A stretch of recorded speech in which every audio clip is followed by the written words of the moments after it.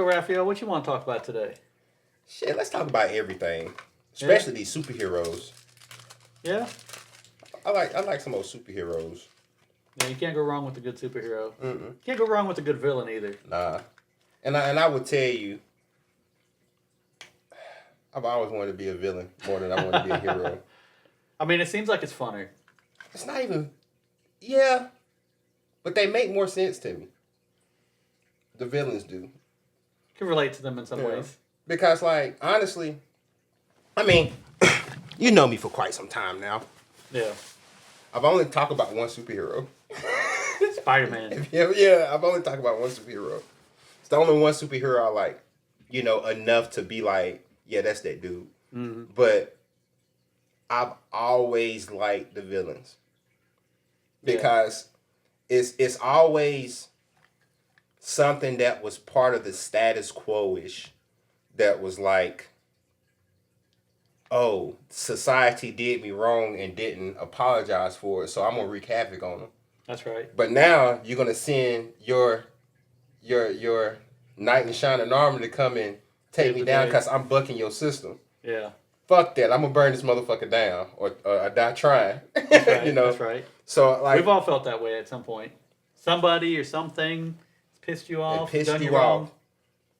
And you try to get like true justice and you never get it. So you just become, And I was like, man, if you look at every superhero arc, yeah, the hero became a hero under other circumstances. But they implied a lot of the bullshit to like the villains to where it wasn't more or less like, hey man, what's troubling? You want to talk about it? Yeah, nobody wants to talk about why you're mad. Yeah, why you're mad. doing the things that you're doing. They just want to punish you for the actions. That's right. That you did, and it's almost like, damn, that's crazy. How can you fuck over somebody and then be mad about how they reacted? Like you don't get to choose about how like you react, like how other people react. You can't choose that. You can choose how you deal with them, but how they react, hey, you just gotta strap in and hope it ain't that bad. That's right. That's right. Like the one villain from Spider-Man, he had a construction business, and then all the contracts went to the government, right? Mm-hmm. And then he took the technology that he could find and became a villain. Yep. Now, what you're talking about is the Vulture. Yes. And in the comic books, it didn't even work that way. So Adrian Toomes was an old guy, and he wanted he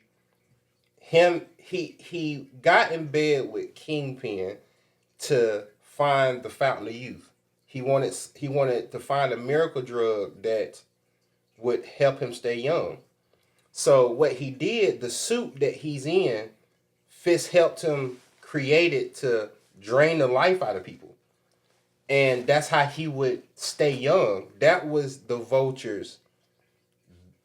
That was his thing. Now, the crime that he did in between, that's what got Spider-Man's attention. Then he just felt like, oh, this motherfucker is,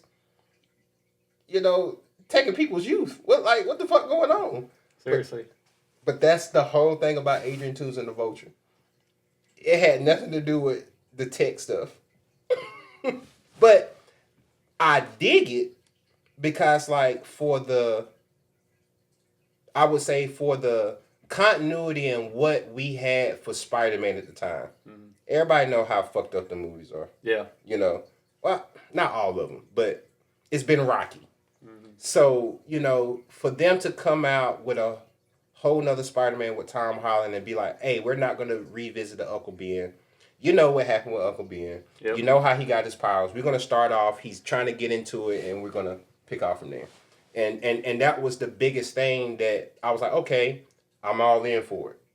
And now you're going to retell the villains too. I'm in there for that too. It was nice to see a new take on the Vulture and it not be shitty. Yes, exactly. They could have fucked that up. Oh, yeah. They fucked up a lot of of characters, but that's not one of them. Yeah. So it's more or less of like, it's not a traditional route of like that particular villain, but Michael Keaton did that so killed well. it. Like, I wasn't even mad about that. No. I know a lot of people be like, well, that's Batman. Well, shit. For them 2 hours, he was fucking Adrian Toomes. Shit, I can't fucking tell the difference. I mean, but which one did he do better at the end of the day? I mean, I think he Batman. did both great. He did Batman the best. Yeah. That will always be my Batman. Like, yeah, way better than George Clooney. Yeah. What's your take on George Clooney? He was a good Bruce Wayne, but he was a terrible Batman. Yeah. That was the problem that Val Kilmer had too. He was a very good Bruce Wayne, but he was a horrible Batman. Yeah. So, like, some of those older Batman movies, one of the things that I think about immediately when I watch them from that era is how they dressed. Like, why do they always have those baggy-ass pants? You notice that? That is true. I don't know. You go back and watch it, though. It's like their outfits, their wardrobes are, like, crazy. Yeah. I mean, it was the 90s. Yeah. That's true. The 90s, you know, it was a lot of self-expression. Like, it wasn't, I mean, hell, we just got out of the 80s. That was the LA riots, all of that bullshit going on. So, I mean, shit, coming into the 90s, the music was different. Like, it was political. It was more political than anything, So it was like the age of, like, true self-expression. Like, you really couldn't go wrong with doing whatever. Like, it's now that they judge you for every damn thing you say you do. Like, you're not supposed to be original. Well, you can blame social media for that. Gotcha. So, dude, so villains like Spider-Man, being the hero, if you look at why people are villains and it's what they've gone through and experienced, Spider-Man in particular, one universe, he loses Uncle Ben. Yes. And then you see most recently he loses Aunt May. Mm-hmm. I mean, that's the family you have. Yep. When you lose them, they're taken from you. I could see where that could turn somebody into a villain, but it didn't. But it didn't. It didn't. It didn't. And I think that was more or less of because he had those figures early on before he even got those powers. Mm-hmm. He got the foundation of, like, responsibility. Mm-hmm. It wasn't oh, I got these powers, I'm going to be reckless because I ain't never had no home training. Even though, and that's the funny thing about his parents, like, Richard and Mary Parker were spies. That was the whole reason why, they were in and out. Even in the Madam Web movie, when, you got the early glimpse of Mary Parker when she was pregnant. She's pregnant with Peter. Mm-hmm. And they never said his name because they don't have the rights to him like that anymore. Yeah, you see what I'm saying? Exactly. Everything is going, like, backwards again. Marvel couldn't use Parker because Sony had the rights. But now since they share it and it's kind of a fine line and Madam Web wasn't in that universe, they really couldn't use that property, more or less. So the reason why she can't tell them, if you remember, Richard Parker's not there. She explains it away as if, he's out on business. The business he owns, he's a spy. And she can't tell him what he's doing because she's a spy. Yeah. So that would have, with all of that, would have been more, I would like to have seen that more, with that. But that whole Madam Web, like, that's why I was kind of like, wanted to see more. But if it's not a movie made by the MCU, sometimes it lacks the continuity or lacks the actual characters or representation they may want to have in the creative process. Oh, yeah. But at least we got Deadpool. We got Deadpool. Yep. Brought Wolverine back from the dead. Well, alternate universe Wolverine. So, I mean, that's pretty cool. And I got a lot of speculations of what universe he came from, too. I don't want to say them out loud just yet because, like, they're true that they have no type of research behind it. It's just like me staying up late at night, like, there's no research into it at all. Yeah, those bedtime thoughts. Yeah, those bedtime thoughts. You ever have, like, right before you fall asleep, you ever feel like you're 10 times smarter? You start thinking of something, and like in your mind, it's telling you, "Damn, I need to write this down." Then you wake up thinking, "Damn, I had something smart going on And before I can't fell remember asleep." a damn Can't remember thing. shit. Yeah. Hell yeah. So Raphael, if you had to pick one favorite superhero, who would that be?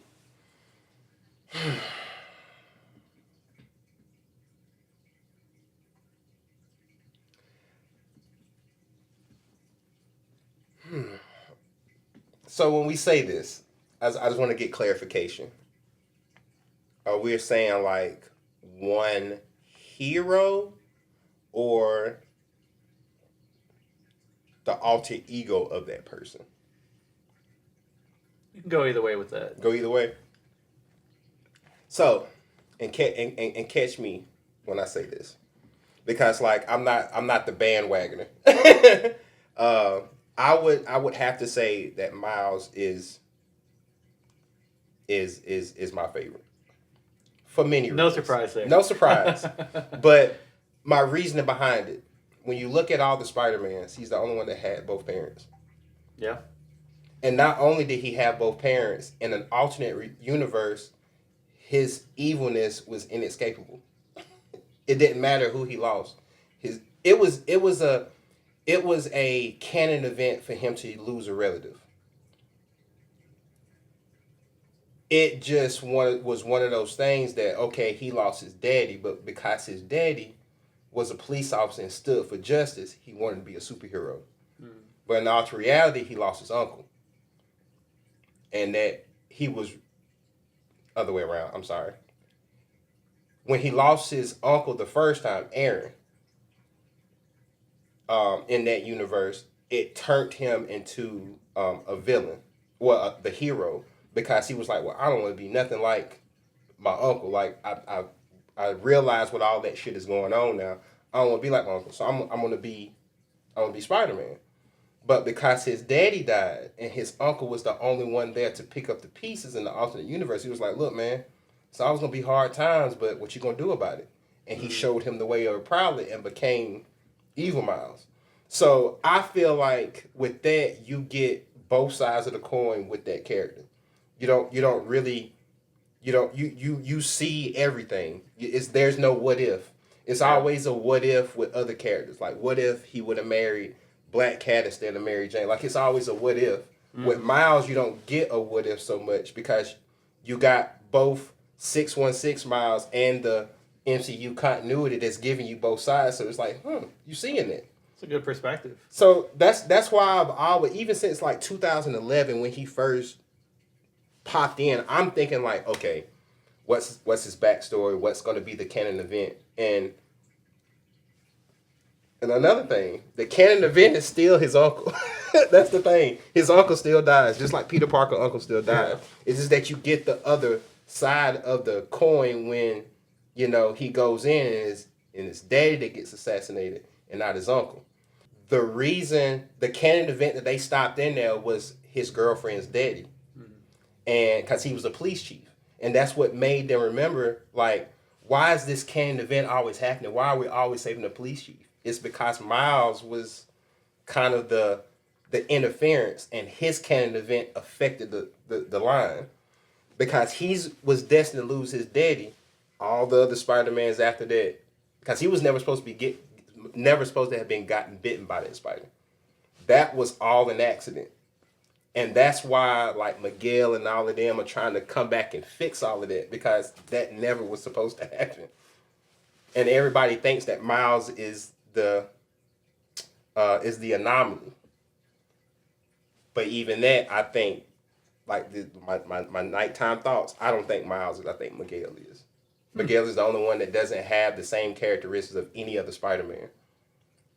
I think he's the anomaly. But we'll see in the last one. We'll see. We'll see. You've clearly done your research. Yes. Clearly read a lot of books. That's what happens when you nerd out and you have a lot of time by yourself. How many comic books have you read in your lifetime? Oh my God. In the thousands? Man, it's gotta be. It's gotta be. Just from the comic books, like my uncle, used to read. He was the biggest. He was the DC guy. I hated DC. I hate DC too. And I hated DC.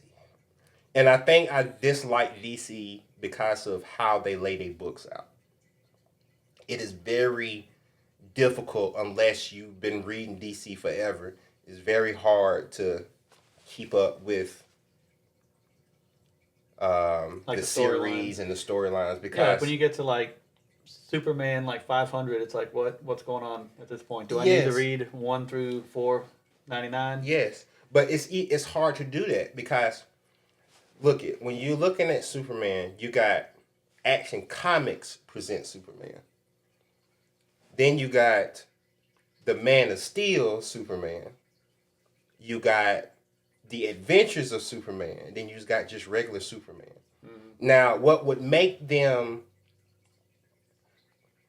run better is if after Action Comics it stopped and they got the Adventures of Superman. Yeah, you have so many parallel storylines going on.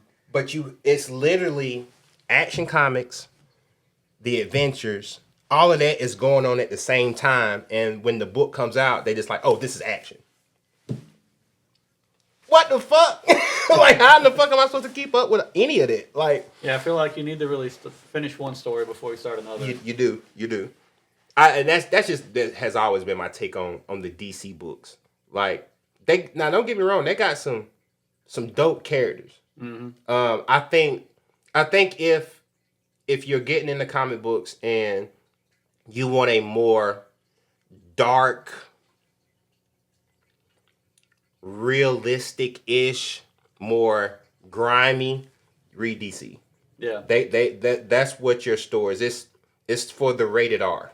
Yeah, which, we went and saw that latest Batman with Robert Pattinson. Well, not the latest now, but the second latest the Batman. newest, yeah. That was actually really good. It was really good. I loved it. It was really good. I mean, I was a big fan of the Christian Bale Batman trilogy. Mm-hmm. But I think Robert Pattinson did a great job bringing it to that darker, more gritty level. Yes. And I think with even that setting up, I hope they don't fumble this. And I hope the part 2 of this, they do the Court of Owls. Mm-hmm. If they do this the way that they should and they do the Court of Owls, oh my God. That might finally be on par with Marvel. Now you're giving Batman an unseen force that he's not used to dealing with. Yeah. You got people working in the backgrounds that are pulling strings that he thinks like, oh, it's the Penguin that's doing this. No, it's the Court of Owls.